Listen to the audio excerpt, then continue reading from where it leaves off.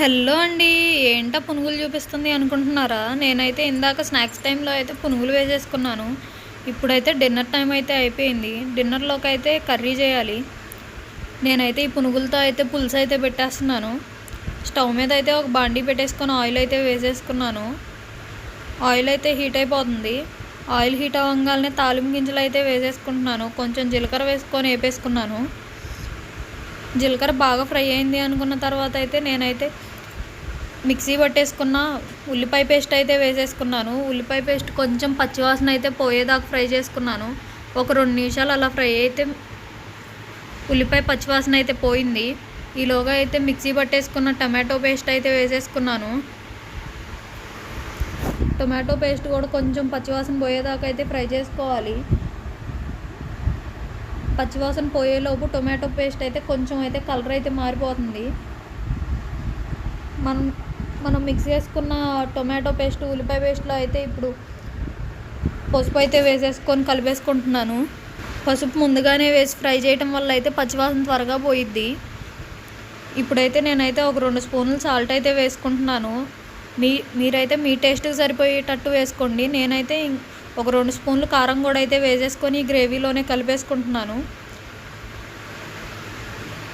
ఉప్పు కారం వేసిన తర్వాత అయితే ఒక 2 నిమిషాలు అయితే అలా కలుపుతూ అయితే ఫ్రై చేసుకుంటున్నాను నేను. ఒక 2 నిమిషాలు అలా కలుపుతూ ఫ్రై చేసుకున్న తర్వాత లైట్గా అయితే నేనైతే గరం మసాలా పౌడర్ వేసాను. అదైతే వీడియో అయితే స్కిప్ అయిపోయింది.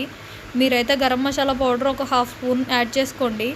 దాన్ని అయితే ఒక 2 నిమిషాలు ఇలా కలిపిన తర్వాత ఒక చిన్న నిమ్మకాయ సైజ్ అంత చింతపండు అయితే తీసుకొని రసం అయితే పిండేసుకొని పెట్టేసుకున్నాను ముందుగానే. ఆ రసాన్ని అయితే వేసేస్తున్నాను. ఆ రసం వేసేసి కొంచెంసేపు అయితే అలా వదిలేసాను హై ఫ్లేమ్లో పెట్టేసి. అవి అయితే బాగా మరుగుతున్నాయి నీళ్ళు. రసం వేసిన తర్వాత అయితే బాగా కలిపేసుకోవాలి ఒక 2 నిమిషాలు. ఆ గ్రేవీ రసం అయితే కలిసిపోయేలాగా మొత్తం అయితే కలుపుకున్నాక నేనైతే ఉప్పు కారం ఒకసారి టేస్ట్ చూసుకున్నాను. నాకైతే కరెక్ట్గా సరిపోయినాయి. నేనైతే ఇంకేం యాడ్ చేయలేదు. మీరైతే ఇప్పుడే చూసేసి యాడ్ చేసుకోండి ఏమన్నా కావాలంటే. నాకైతే ఇలా తెరులుతున్నాయి ఆ రసం అయితే. ఆ పులుసు తెరులుతున్నప్పుడు అయితే నేనైతే ముందుగానే వేసుకున్న ఆ పునుగులు అయితే మిగిలిపోయిన పునుగులని ఇలా వేసేసుకున్నాను. వేసేసుకొని 2 నిమిషాలు అయితే కలుపుకున్నాను గట్టి పెట్టేసి. 2 నిమిషాలు కలుపుకున్న తర్వాత అలా అయితే వదిలేసాను ఒక 5 నిమిషాల వరకు. పునుగులు వేసాక ఒక 5 నిమిషాలు అలా వదిలేస్తే చాలండి.